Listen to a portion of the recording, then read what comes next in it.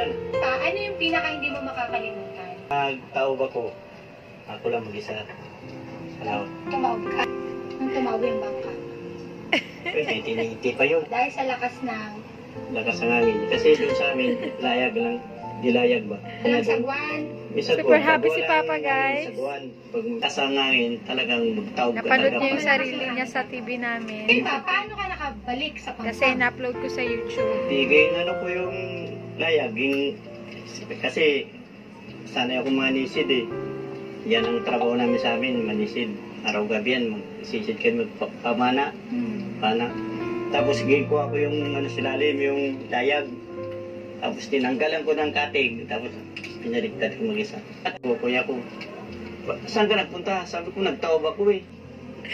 Ang gwapo mo dyan. Sa ano? Sa TV. Tayo ka sa may lang na. Malon pa. Binunot ko yung silalim, yung layag. Tapos tinanggalan ko katig. Yung baliktad itong bangka. Sa Maniling Island. Happy si Papa.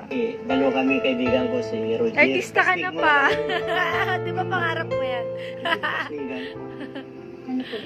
Yung may boom. Yung usa mo, ba't kaya ba? May ilaw sa gabi. Tapos Happy? Yung kapitan namin noon si Cherning, tulong ni Balong. Tinititri kami yun na gano'n doon. May sa Maniling ako, nagpaiwan lang ako doon. ilang taon ka tumagal sa Mindoro?